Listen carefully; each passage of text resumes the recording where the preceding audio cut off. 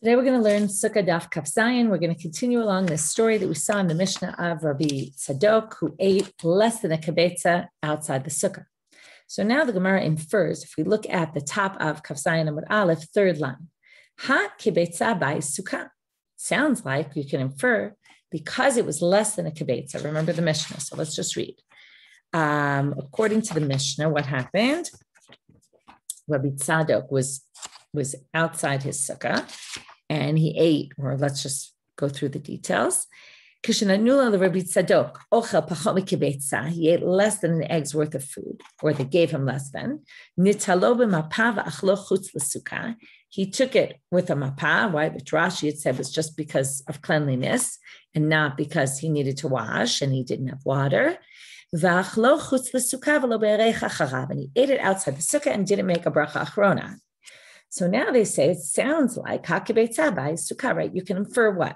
That if it was a kibetza, you can infer a bunch of things. It would have needed netilat yadayim. He would have needed to make a bracha achrona after, blessing after the meal, and he needed to eat it in the sukkah. If that's the case, that should contradict Rav Yosef and Abaye, because remember, there was this discussion previously about how much requires sukkah. Rav Yosef said 2 or 3 egg bulks. Abaye responded and said, what do you mean? To some people, that's a whole meal. By the way, I forgot to mention yesterday, I realized this when I was teaching it after in the Hebrew, that Abaye is always the one who is always thinking about food, and he was poor, and it makes sense that he's the one saying, wait a minute, less than that would need, right? That is a full meal for some people. I'm poor, right? For me, that's a whole meal. Remember, Abaye is always saying, don't eat in the dark. He was the one with we'll see a Megillah, Mishloch Manot. He has a whole lot to complain about what people are sending for Mishlochim Manot. He's very, very food obsessed, so to speak, and which makes sense because his mother died in childbirth, his father died when his mother conceived, and he grew up as an orphan. So in any case, what happened there? Rav Yosef said 2 or 3 egg bulks. Abaye had said there that it was the amount that the rabbis eat before they go to the Shiur, right? Now, it wasn't clear exactly how much that is, although many people say that it's actually, according to him, right, it's even a kibetza. And according to him, it doesn't even need sukkah, that amount. That amount you can eat without a sukkah. There we were defining what is arai, what doesn't need sukkah. 2 or 3 eggs don't need sukkah. Eating before you go to the rabbi's shiur, which is about a kibetza, doesn't need. Here it implies kibetza needs sukkah. So how do we respond? Well, they say, Dilma pachomi kibetza nitilau bracha lo bai, ha kibetza bai nitilau bracha. As I pointed out before, there were 3 things implied here. Maybe the kibetza shiur, what happened was they gave him less than the kibetza. And the point was he didn't need to wash his hands. And he didn't need to make the bracha after eating. That was all because it was less than a kibetza.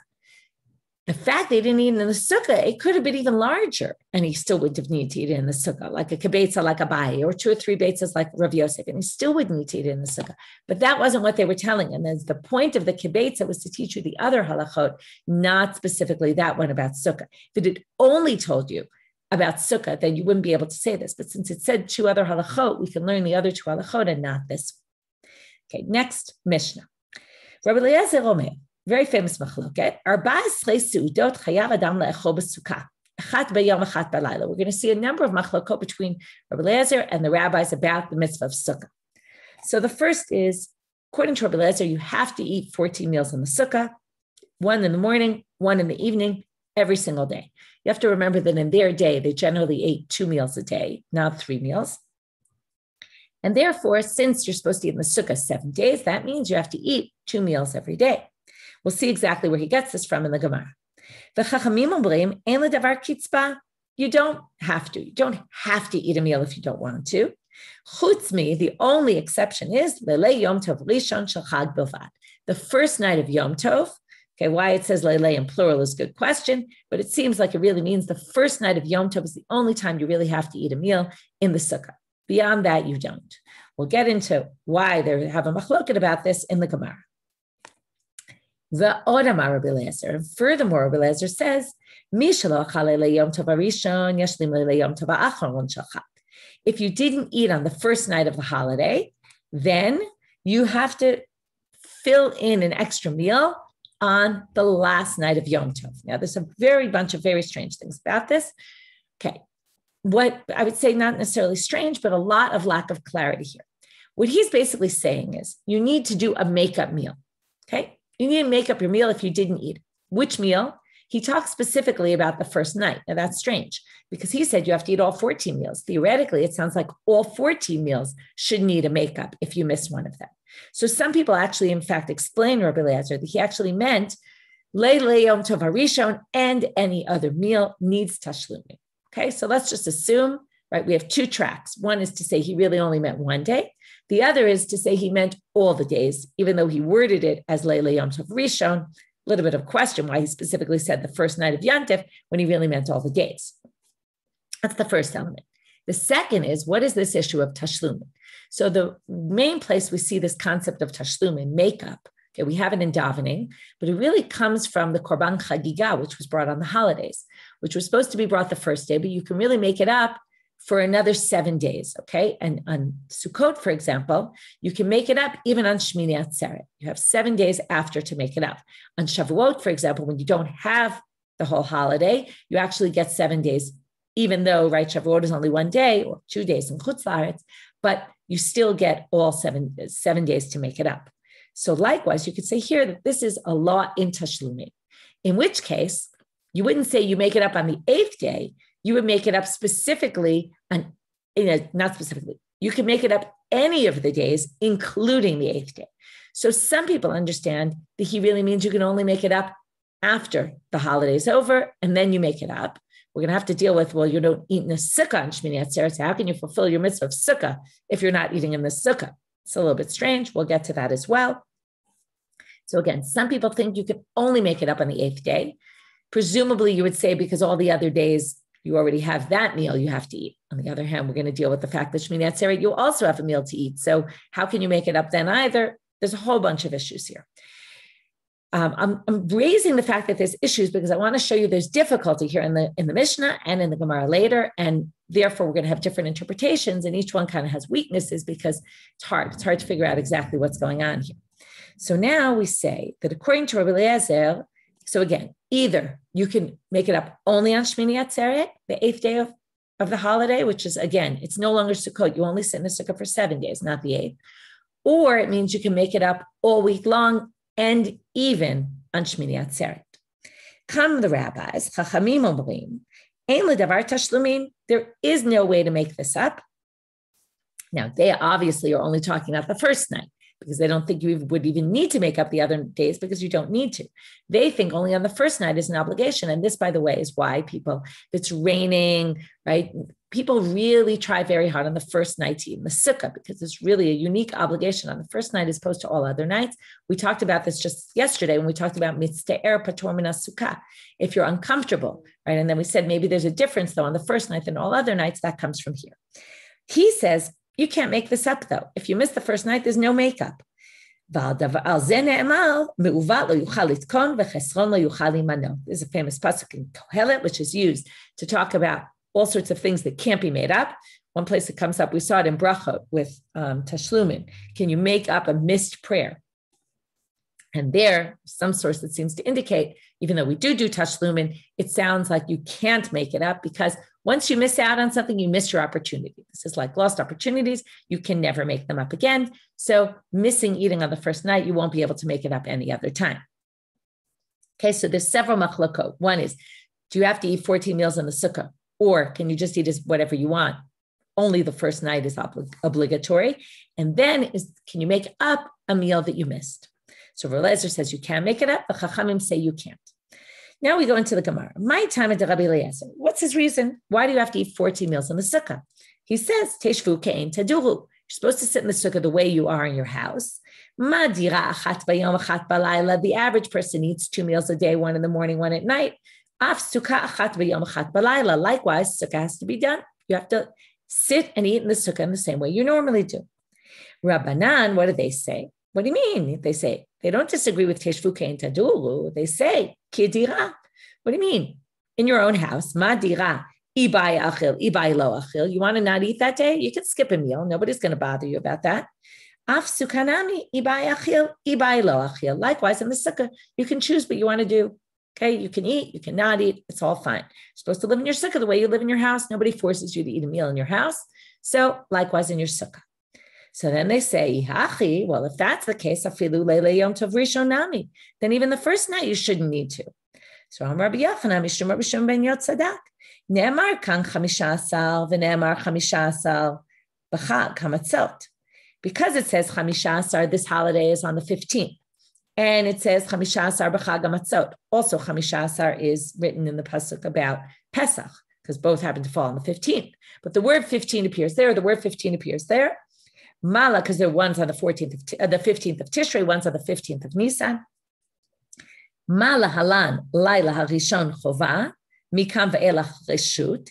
Just like there, the first night you're obligated to eat matzah, but from then on it's just optional. Af kan laila harishon chova mikam ve'elach reshut. Likewise, here the first night is obligatory, but after that it's optional. Now, you might say, what do you mean? Don't you have Shabbat meals you have to eat? And don't you have the day meal of Yom Tov, right? There's an obligation on Yom Tov and Shabbat to eat meals with bread, etc. But you could say again, if it's, right, there's eating the meal and then there's eating it in the sukkah. Obviously, you can't eat in the sukkah unless, right? But this is, the nafkamina would be, the difference would be, let's say, if it's raining, do you wait to see if the rain's going to subside? Or do you say, oh, I'll just eat my meal right now inside because it's raining outside, right? Because it's just started drizzling and, right? Or whereas on the first night, we have to be much more careful to try our best to eat that meal in the sukkah. Okay, now there's an interesting question that comes up that I wanted to bring up. There's a difference between Pesach and Sukkot, though. Matzah is optional all week. So what do we do when it comes to matzah? Only on Seder night do we make a bracha al achilat matzah, right? That we were commanded to eat matzah. But on Sukkot, we make the bracha every single time we eat in the sukkah. So why is that, right? That's a good question as to what's the difference. So the answer, the Baal HaMaor raises that question basically. And he says the reason is because you could manage all week of Pesach without eating matzah, but you can't manage without eating or sleeping. And therefore, you're going to have to eat in the sukkah, right? Maybe not every single day, but at least a few times during the week, because you're going to have to eat and you're going to have to sleep. And therefore, right, they say you can't go 3 days, let's say, without eating or sleeping. So since that's the case, you therefore make the bracha. Okay. Anyway, it's an interesting question. Maybe you can come up with other reasons to distinguish. Okay. V'hata minala. Now, wait. Where do we learn that on Pesach, the first night is obligatory and the rest is optional? Because it says that in the evening, you should eat matzot. Hakatuv k'va'o chova. The Torah made it an obligation. You will eat matzah on that night, meaning only on that night and not the rest of the days. Now, we're going to focus on this tashlum. This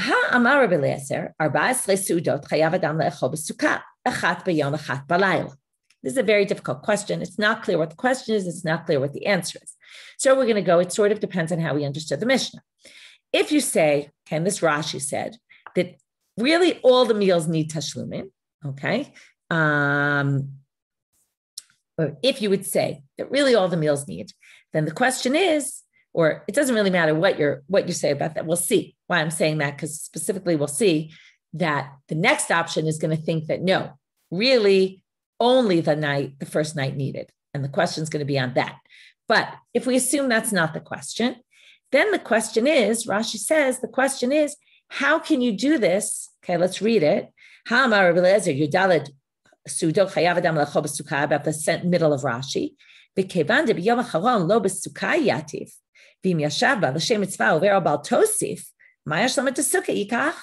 On the last night, you're not sitting in the sukkah on the last day of Yantif, on Shmini Atzeret. There's no sukkah. And if you do, it's what we call Baal Tosif. You're adding on to the mitzvah. It says 7 days. You can't sit for 8 days. I'm not going to get into the whole issue. We'll get into this later about people in Chutz La'aretz and how they sit in the sukkah on Shmini Atzeret. But assuming you live in Israel and there's only 7 days, and then the 8th day is Shmini Atzeret, you're not allowed to sit in the sukkah.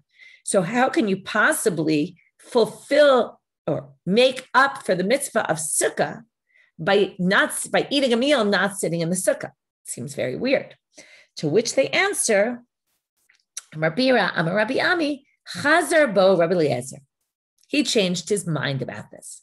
Okay, what exactly did he change his mind? So Rashi says, Chazar bo Rabbi Eliezer etzel Chachamim. Does he agree with Chachamim? Lomar she'en ledavar kitzba v'martzah lehitanot yitaneh. Really, you don't need to eat 14 meals in the sukkah, which means what? That what's this makeup that he's discussing? It's makeup of a yantif meal, and that you can make up on Shmini Atzeret. And then it would be specifically on Shmini Atzeret, you make up your yantif meal. Now it makes sense that if the first night, we're talking specifically the first night, you make up on the 8th night, because then, right, that is a yantif meal, you make it up on a yantif. Maybe that's also, I didn't see anyone say that, but I'm thinking that maybe that's an issue. But in general, but in any case, the point is you don't actually have to eat 14 meals in the sukkah. So when you're making up this meal, you can make it up outside the sukkah, because having that exact count of how many meals is not really important. Change his mind about it. Okay. Second option, and this is quoted in the Ra'ah. He says that Rabbi Eliezer was really only referring to the first day. And then the question is, let's read the question again. There's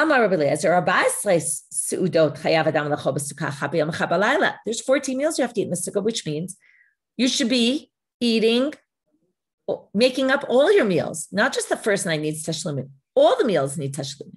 And then Chazar bar Rabbi Eliezer, he changed his mind. He said, you know what? Those 14 meals don't really need to be eaten, only the first night. And that's why there's only tashlumin for the first night.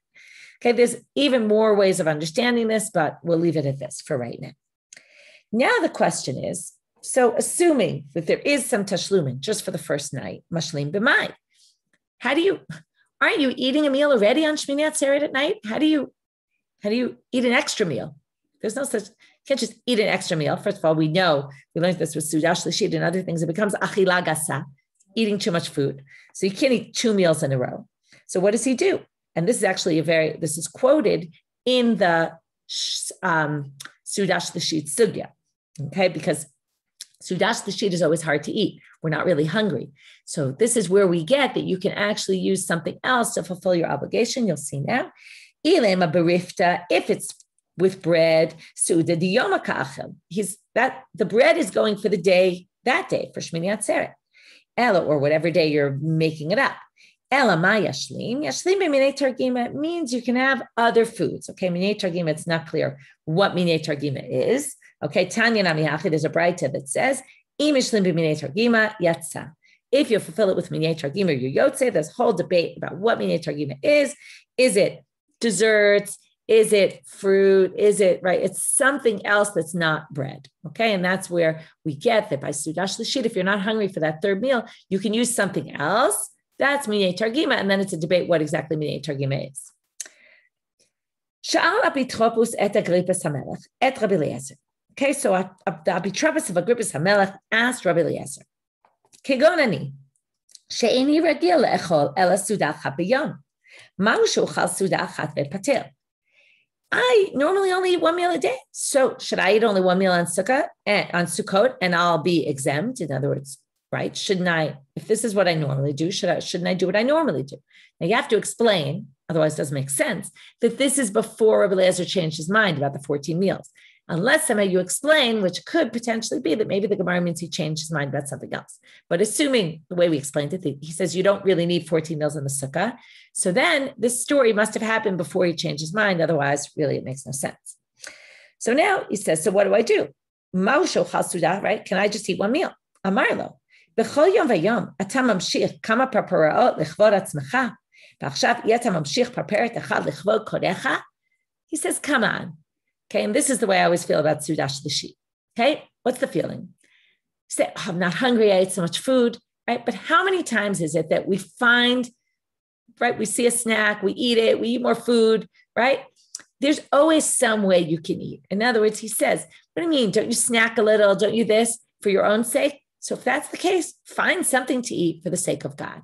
Okay, when it comes to a mitzvah, make a bit more of an effort. Maybe you're not so hungry, it's not so easy, but do it anyway. This is a mitzvah. It's a good lesson to be learned about how to think about things. V'od shalu, and also they asked another question to him. Kigonani sheyesh l'shtei nashim. I have 2 wives. אחד בטבריה ואחד בציפורי.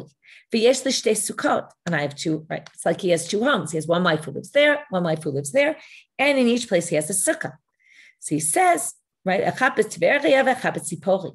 מהו שיצא מסוכה לסוכה והפטר? Can I go from one sukkah to sukkah and go to the other one the next day? Okay, we're going to see why would you even think this was an issue, but okay. So, Amar lo, Shani Yomi, kol yotzei misukah l'sukah, batel mitzvata shel rishona. We now get another interesting opinion of Rabbi Eliezer, that you can't leave from one sukkah to another. You have to eat in the same sukkah all 7 days. Some people explain that maybe this is like it's bizayon mitzvah. It's like you're saying, I don't like this sukkah, I'm going to a different one. And that you have to eat in the same sukkah all 7 days. It's very hard for us to understand. We go visit in other people's houses, we go, right? It's true, we normally do eat in one sukkah, although if you traveled in the middle and you went to a hotel, you'd eat in the sukkah in the hotel. Nobody ever raises an issue. Rabbi Eliezer, in fact, thought this was an issue. Tanya. Rabbi Eliezer Omer, here's the bright to where it says so. Ein yotzei misukah l'sukah.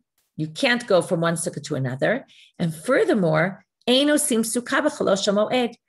make a sukkah on Chol HaMoed because you need a sukkah for all 7 days. If you make it on Chol HaMoed, it won't be for all 7 days. So he thinks your sukkah has to be usable for all 7 days. And you actually, if you use it for all 7 days, you can't. And then, right, the step farther is to say, and you have to eat 2 meals in it all 7 days until he changed his mind about that one. But, right, it all kind of goes together. Your sukkah is your go-to place for everything, and your sukkah, only your sukkah, no one else's. The Chachamim אומרים, יוצאים בסוכה לסוכה, ועושים סוכה בחolosh HaMoed. They disagree about both, and that's why we never heard these halachot, or at least we don't know them, right? Maybe you did hear of this, but we don't do these halachot, because the rabbis say you can go from sukkah to sukkah, you can build a sukkah on Chol HaMoed if you want. Vishavim, they both agree, however, the Braita says, she'im nafla shechozer uboneh b'cholosh HaMoed. If it fell, you can rebuild it on Chol HaMoed. So now let's go back to the beginning of this Braita. My time of Rabbi Eliezer, where does he get this from? Make the holiday of Sukkot for 7 days. We already saw this, right? Make a sukkah that will be usable all 7 days. We talked about the sukkah in the tree, right? We also saw the opinion of Rabbi Yehuda that you couldn't use the sukkah in the tree because you won't be able to use it all 7 days because you'll end up not being able to go in on Shabbat and Yom Tov. The Rabbanan, what the Torah really meant to say here was, Aseh sukkah b'chag. Chag ha-sukkot ta'aseh lecha means even chag b'sukkot ta'aseh lecha. You can even build it on Chol HaMoed. Now we're going to repeat that sentence. They both agree that if it fell, you could rebuild it on Chol HaMoed. The Gemara says, Pshita, this is obvious. Why would you need to tell us this? Of course you could rebuild your sukkah if it fell. Well, if you rebuild, maybe you'll bring different parts, right? Maybe your wood slats broke. You need new ones. So maybe you call that a new sukkah. And Rabbi Eliezer would say this is a different sukkah. It wasn't for all 7 days. Kamash Malan, even Rabbi Eliezer agrees this is fine. Tanya, another bright about Rabbi Eliezer.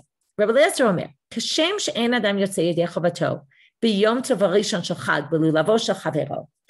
Okay, not only do you need a sukkah for all 7 days, but now he's going to add a further thing, which is just like on the first day of the holiday. We're going to get to this by lulav. We get to the 3rd chapter. When it comes to a lulav, you can't fulfill your obligation using someone else's lulav. Dichtiv ulakachtem lachem bayom harishon pri'ei tzadar kapot marim. It says, and you should take for yourself bayom harishon pri'ei tzadar kapot marim, etc. Mishelachem, lachem from your own. Likewise, you can't, it says, for you. You can't use any other sukkah. Fascinating, right? To think you can't use your friend's sukkah. From your own. What the rabbis say, we're going to have again that ping pong a little bit. Even though we say that by lulav, you can fulfill your obligation with someone else's sukkah. Why is that? How do we know? All citizens of Israel will sit in Sukkot. Now, where do we get this? So, Melamed, they learn from here. All the Jews can all sit in one sukkah. Where exactly they get that from the pasuk is not clear. Some people say it's because Sukkot is without a vav, and because it doesn't have a vav, we learn from here that it's chaser, right? It means they can all sit besukkat in one sukkah, and that shows if they all sit in one sukkah, right? Take all the Jews and take the sukkah and divide it up by person. Nobody will actually be a real owner of that sukkah because nobody will have the value of a pruta's worth of that sukkah, which means it's an owner there. Everyone will end up sitting in a sukkah that's not their own. Okay, so therefore they learn that you can clearly sit in someone else's sukkah. So here comes the ping pong. What do they do with the word lecha then? Which Rabbi Eliezer said shalcha, just like lakachtem lachem, for you. No one else can use your lulav on day one. It has to be yours. So what about the sukkah? My darsheve mebayle gzula. I say lecha means it has to be yours and you can't steal it. Aval she'ula, but borrowed. Ktiv kol ezrach, but borrowed is okay because of the pasuk kol ezrach. So there's a difference, and we're going to talk about this a lot more when we get to lulav gazul. Difference between stolen, borrowed, all that. For Rabbi Eliezer, because we're going to see by lulav on the first day, you can't even have borrowed. It has to be your own.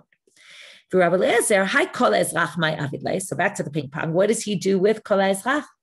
Mebayle leger shenitkayer beintayin v'katan shenitgadel beintayin. This is classic, usually used when we talk about Sfirat HaOmer. We have to count 49 days and you have to count 7 weeks and all that, and you need to be complete. So this whole question, what if you convert in the middle of Sfirat HaOmer? What if you become bar mitzvah in the middle? Well, guess what? Same question by Sukkot, because Sukkot, Chag Sukkot haseh lecha shiva yamim. If you only became obligated by mitzvah in the middle, maybe you can't fulfill it because the mitzvah is a 7-day mitzvah.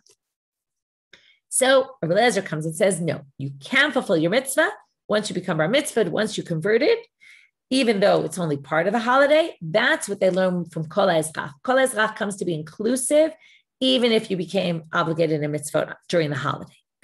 Rabbanan say, if they don't have Kol HaEzrach to teach you that, where are they going to learn that from? They say very simply, since you already know you could build a sukkah on Chol HaMoed, so of course, if in the middle of the holiday they don't view it ever as an entire complete unit. And therefore, of course, you don't even need a verse to teach it. Of course, you're obligated when you become bar mitzvah or when you convert. Tanu Rabbanan, another braita we're going to quote now. So another story about Rabbi Eliezer. This day is dedicated to Rabbi Eliezer. Okay, lots of stories about him and lots of unique opinions. So if you remember, this is the Rabbi Eliezer ben Horkanus with the famous story of Tanuro Shalachnai, where he stood up against the rabbis with his unique opinions. And he proved from all the walls moving and all sorts of other things. We'll get this to in Bava Metzia if you're not familiar with the story. But it's the oven of Achnai. And it was the debate about whether it's impure, whether it's susceptible to impurity or not. And he disagreed with everybody, and he showed all these signs, and even a heavenly voice came down and said, Rabbi Eliezer is right, but the rabbis disagreed with him. They couldn't see it his way, and we go by the majority. So in general, he's usually outnumbered by the rabbis, and here also he has a bunch of very unique opinions. So there's a story of Rabbi Eli that went to visit his rabbi, Rabbi Eliezer, in Lod, Barega, on the holiday. Amar lo, Eli, in Chamish Shovtei HaRegel, he says, you're not from people who are keeping the regel properly. He would say, I praise the lazy. Okay, sounding interesting. Who don't leave their houses on the regel. Why? You're supposed to be happy in your house, meaning with your family. He says, what are you doing coming to visit me? Be with your family on the holiday. This, by the way, matches very well with his approach that you have to eat in your own sukkah. Don't go to someone else's sukkah. You have to eat in your own sukkah only. This is right. So it's very interesting. We always think of Pesach as a family holiday, and Sukkot is kind of an out there holiday. Everybody's out on the streets and everybody's going sukkah hopping from place to place. His approach was very different. It's a time to be with your family. Okay. All holidays are times to be home with your family, not bopping around, seeing people. So now they say, wait a minute, Ini, is that really true? So first of all, he says it in a funny way, right? When you're lazy, you're actually fulfilling a mitzvah in this case because you're staying home and you're being happy with your family. So now they say, is that really true? But wait, you can't say that. And this pasuk, by the way, it's not only about Sukkot, it's about all the holidays. You're supposed to be home with your family. But it says it's a mitzvah to go visit your rabbi on the holiday. We talked about this in the past, right? People would always go visit their rabbis on the holidays. Shadei Amar, how do we know this? We learn this from this famous story of the Isha Ashunamit, who had, she says, when her, she took in Elisha, and then her son got sick, and then she goes to him and she says, Madua at holechet elai hayom lechodesh v'lo Shabbat, right? Happens is then, right, she takes him in, he lives in her house here and there, then, he doesn't live there all the time, she just helped him when he was around. Then, right, she prays for a child, she gets a child, and then one day her child gets very sick, and she runs to find the Elisha, and Elisha's servant says to her, why are you coming here? It's not Shabbat. It's not, right? What does it? He says, Lo chodesh v'lo Shabbat. Okay? Michlal de chodesh v'Shabbat mechayev inish le'akbule apei rabbi. It's, he wasn't really a rabbi, but the point is, normally she would go visit on Rosh Chodesh, on Shabbat, which also includes holidays. From there we derive, right? And then the reason was because her son was dying. But that was just his intro line. What are you doing here? It's not Chodesh, it's not Shabbat. From there we can infer, it's interesting, it's not meant to teach you halacha, but it's meant to teach you what people generally did, that they went to visit their rabbis on the holiday. So therefore, right, from there we learn, right, they turned it into an obligation, not just the people did it, but that's obligatory. So anyway, how do we resolve that with the fact that Rabbi Eliezer said, stay home? So lo kashya, hada azavata biyome, hada azavaloata biyome. You can go out during the day, but as long as you come back, then you can fulfill v'samach tzatza al beitecha. But if you're going to go and stay overnight, that's a problem. Tanu Rabbanit. Another case. Maaseh Rabbi Eliezer sheshavat b'Galil ha'elyon b'sukato shel Yochanan b'Rabbi Eli b'Kesri v'amar li b'Kesaryon. So there was a case of Rabbi Eliezer that he stayed over in Galil Elyon in the Sukkah of Rabbi Yochanan b'Rabbi Eli in Kesari, which is Caesarea, or some people say Kesaryon. Kesaryon is the banyas, and it was also built for the Caesar, but they called it Kesaryon to distinguish it from Caesarea. So now, you have to wonder, what was he doing in someone else's sukkah? Okay, question. Okay, I don't have an answer for that, but that's definitely a question. Next thing, what happened? Higia chamal sukkah. The sun started coming into the sukkah. Okay, maybe you could say maybe he was there and he wasn't eating there, he wasn't sleeping there, I don't know. But it does say Shabbat. So it's a good question, right? He was over Shabbat, he was there. So again, I don't know exactly how he did that, but let's leave that question aside for now. But now we're going to talk about another case that happened with him.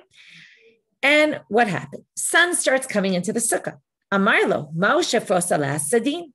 He says, oh, sorry, we are going to get to it. I forgot already. The Gemara is going to ask that question. Okay. How could he have left his sukkah? That's exactly going to be the Gemara's question. That's why we bring the story here. I was getting caught up with the details in my head about what this story is and the details of this story, which are totally different issue. Okay. But then we'll get back to, once we see the story, they're going to question it based on what Rabbi Eliezer's opinion is. So in any case, let's see what happens. He says, the sun is coming to the sukkah. Can I put a sheet on top? Now, Rashi explains what's the issue with the sheet on top. We already know this. We learned this before, right? Sorry, I don't see it in Rashi here. Rashi says it later, but it's an issue of what we call, right? Mosif al oal arai. In other words, we already have a cover, the schach. Now we want to add to it. Now, are you allowed to add to a temporary tent? Okay, this is something we learned in Masachet Shabbat about Mosif al oal. One of the main cases they talk about is like a baby stroller, where it's already a little bit open, and then you want to open it all the way. Usually we say Mosif al oal arai is okay. Okay, so the question is, he says, can I put a sheet on top? Now, didn't we say you can't have a sheet on top of the schach and all that? So Tosfot says, we're talking about something a little bit different here. Anyway, the issue seems to be not a schach related issue. Let's just accept it as that. The issue is more, are we building a tent? Okay, and not about the problem of the schach. So now he says, Amarlo, what's his response? Now, Rabbi Eliezer in Masachet Shabbat says you can't be Mosif al oal arai, and the rabbis say you can. What does he say? Okay, sorry, I skipped a line. Sorry. There's no shevet b'shevet from the Jewish people where there wasn't a shofet who came out of them. In other words, every tribe had a shofet. What does that have to do with anything? Nothing. He's just trying to change the subject. There are some people who connect it and say, well, what he was trying to say is we don't follow an individual's opinion.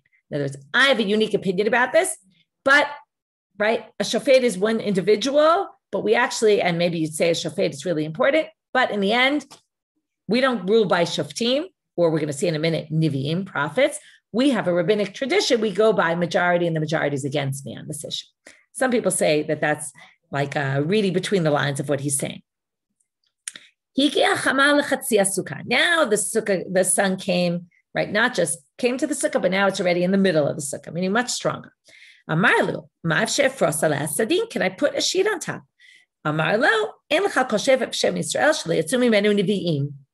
Shevet Yudah Binyamin ha'amidu malachim al pi nevi'im. Okay, so then he says all the Shvatim had prophets that came from them, and Shevet Yudah Binyamin even had kings that were put in place by prophets. Again, trying to distract him. Higia chamar lemargelotav shel Rabbi Eliezer. Then already the sun came to the feet of Rabbi Eliezer, and he could see that Rabbi Eliezer was uncomfortable. Rabbi Yochanan couldn't take it anymore. Natal Rabbi Yochanan sadim v'perei salah. He just put a sheet up to protect him, right? He felt bad that Rabbi Eliezer was suffering in the sun. What's Rabbi Eliezer's reaction? Hifshil Rabbi Eliezer talito la'achora v'yatsa. He puts his talit on and he walks out of the sukkah. I can't be in a sukkah where you just did this. Lo mipnei. Now, the big question is, and he obviously holds, you cannot be mosif on oel harai. You can't put the sheet on. But the question is, why didn't he just say so to Rabbi Yochanan? So now they say, Lo mipnei shifligo b'dvarim. He wasn't just trying to push him off and be disrespectful. He would never say anything he didn't learn from someone else, and because he wasn't 100%, he was confident in his answer, but he knew he never learned it from anyone else, and he wasn't willing to say so. So he just didn't do it. But when it came to Rabbi Yochanan, it was Machal Shabbos for him, and his view was Machal Shabbat, he had to get up and leave. Wow, it's harsh, right? You see here the harsh personality of Rabbi Eliezer ben Horkinus, right? It's clear. So now they say, wait a minute. Now we have a bunch of stories, a bunch of questions on this story. He won't eat in anyone else's sukkah. So how could it be? We start off the story that they were sitting in the sukkah. So why, right? How could he have eaten in someone else's sukkah? So the answer, regel acher havai. It wasn't a sukkah for Chag Sukkot. That's where they were eating, in the sukkah. You have to wonder why they didn't go in the house if that was the case. But it was just a different holiday. Second problem. He said, right? Here it says he was Shabbat. He spent Shabbat there. Didn't he say all those lazy people are praised because they don't leave their house on the regel and you need to be home on the regel? What was he doing at Rabbi Yochanan's house? So they say Shabbat Havai. I forget the details. It wasn't a regel. At first you thought it was Sukkot, and you thought it was a different holiday. No, it was Shabbat. Shabbat he doesn't have a problem because it doesn't say so on Shabbat he had no problem going away. So that resolves all our questions. But final question. Rabbi Eliezer didn't want to say anything because he said, I never said anything I didn't learn from my rabbi. But now they say, why don't we just learn it? Why don't Rabbi Yochanan know this from Rabbi Eliezer opinion? Or right, and Rabbi Eliezer say, this is my opinion. I have all machloka with the rabbis about this. About Ditnan, you might remember this from Masechet Shabbat. We had this a few times. If you have a window that fits into, right, their windows were open holes, and they had boards, like a big piece of wood, that they would stick inside the window. So pkaka that you would stick in the window to close it up, that's like mosif al oel, because you have a wall and you're adding to the wall by putting it in place. So Rabbi Eliezer says, if it was hanging on a hook on the wall right next to it, and you could just, right, and then you put it in and it was meant to be there, that's kind of like the umbrella on the stroller where it's in place, then pokikimbo. But imlav, if it's just sitting on the floor there and it's not attached in any way, ain't pokikimbo. That's called mosif al oel. It's a problem. The rabbis say we don't care if it was hanging or not hanging. You could still do it. So that should be just like our case where you're adding this sheet. Since the sheet wasn't there to begin with, Rabbi Eliezer would say you can't do it. So the Gemara says, no, there's a difference. Because hatam, there it's worse. Why is it worse there? because hatamudim mevatel, he puts it in the wall and then it becomes part of the wall. You really built something that's solid. Aval hacha de la mevatel lo, but here you're just throwing a sheet on top that soon you're going to take off. So maybe that's so temporary that it really should be okay. And that's why we couldn't have learned it from here. And that's why Rabbi Eliezer didn't say anything, because it wasn't part of this main machloket he had. It was something additional that was a little bit different. And that's why he didn't want to say anything, although he really thought that it was a problem and therefore walked out of the sukkah. So again, we've learned a lot about Rabbi Eliezer. Very interesting sugyot today. We also saw, though, despite his stubbornness, he did change his mind about something. So that's also interesting. Okay, with that, we'll finish for today. Have a great day.